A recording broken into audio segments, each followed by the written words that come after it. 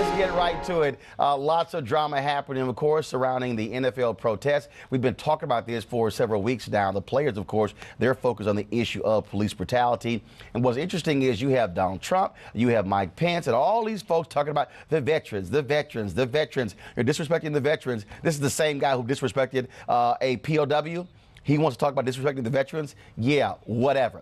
Now, there was a poll, though, taken by the Iraq and Afghanistan Veterans of America that found that, first of all, the poll was 8,000 members who were surveyed. 98% of their members believe the First Amendment protects the right to peacefully protest.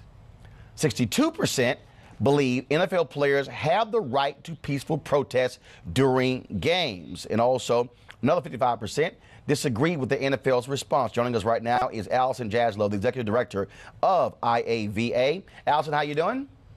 I'm doing well. I'm especially well because I got to start my morning with the Tom Joyner morning show lead-in. I'm a D.C. area native. It makes me dream of home. All right, then. Well, let's get right to it. First of all, before I talk about the poll, how does it make you feel, Paul Rykoff and others, when you see what I'll phrase it this way, when you see politicians who constantly pimp the military, yet you are on this show fighting for members of Congress to pass the GI Bill for veterans, how they love to use the military for their political purposes, but then screw the military when it comes to benefits? I mean, you hit the nail on the head. Unfortunately, politicians on both sides have done it before, and it's unfortunate that the political convenience of using veterans is all too often exploited. And I think that this is just another example of that. 8,000 veterans IAVA polled, and a lot of folks will be shocked to hear 62% say NFL players have the right to peacefully protest. You would think when you listen to some of these conservative media outlets that all veterans are against these players and are offended.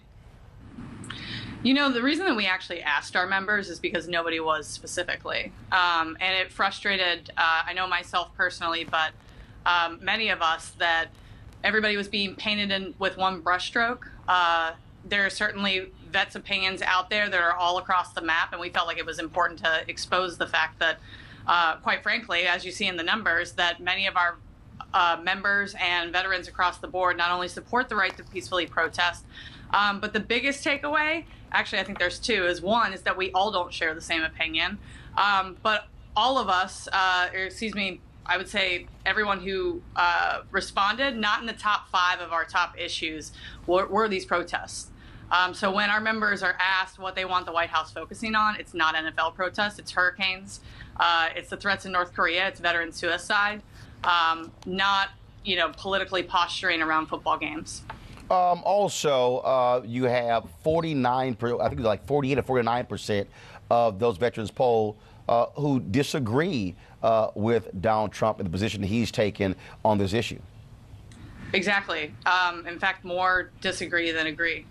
And I think that it's important, again, to just show those numbers, and that our veterans are split on this. There are many who disagree with how the NFL has actually handled this situation as well. I think that that's something that continues to evolve, which we saw overnight.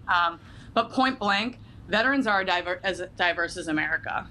So the fact that one could claim that we all speak in one voice is wrong, but it silences the voices of especially the most diverse among us. And something that I try to remind people, as I've been talking about this over recent weeks, is there are also service members who don't have the voices that many of us vets do.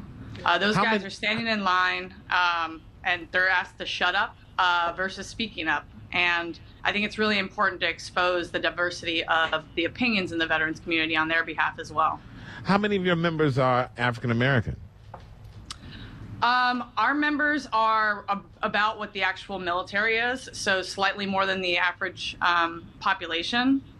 So I think that in the military today, it's somewhere around 18 to 20% is African American, which is like a hair greater than the actual American population. But generally, we're about as diverse as you'd see the American population right now. Hispanic. I asked that because I wanted to know how many of the people who are saying that the protest is they agree with the protest are African Americans, and they are protesting because of the injustice of African Americans. Do they correlate at all? I can't speak to that actual data correlation. I can tell you in our most recent comprehensive member survey that 70% of our members were white. So if that gives you like a good picture, it means that there's a diversity of the members who actually believe that the right to protest should be protected. Good. And is there any effort on the part of your organization or others to show support in another way beyond the polling data? I think what's most important for us is to make sure that all the voices are heard. Like, that's the shame here, is that there are people who feel very differently across the board. I mean, speaking from my own experience, I care deeply not only about this country. I'm somebody who puts my hand over my heart and stands and at the national anthem most times. But I also fought in Iraq twice to protect the right for people to peacefully protest. I think not enough of us reflect on the fact that many of these players are also risking an incredible amount of privilege to take this stand here as well. And that's a level of courage that I have an appreciation for as a combat vet myself. I want to go back to that point, Allison. You just said, because it's amazing when people say why veterans are out there fighting. That is this is what I just don't understand. That's the point. When they say protect freedom, there's a reason it's called the First Amendment. Absolutely. And I think that we're seeing today that there are people protesting all kinds of different things, right, Roland? And as long as it's peaceful, I believe that I fought for the right for women to protest earlier this year, for other folks to, as long as it's peaceful, to protest how they see fit for the issues that they feel like they need to get visibility of. And I think many of our members feel the same way. Folks, you want to see the poll, go to IAVA.org/anthem. Allison, that's where the poll is? Yes, that is. Sorry. All right, IAVA.org/anthem. Allison Jaslow, we appreciate it. Thanks a lot. Weekdays on TV One. I will never lie to you. Oh, my God. Roland Martin. He doesn't want to talk to us. He wants to ignore us. Uncensored. Hell no. That ain't gonna cut it, boo. Unapologetic. No, that is fundamentally false. You are wrong. Unfiltered. He wants an America where we all look alike. He ain't talking about black people. Unrelenting. You better go work out, because you got a fight on your hands. NewsOne Now with Roland Martin. Weekdays at 7 a.m. on TV One.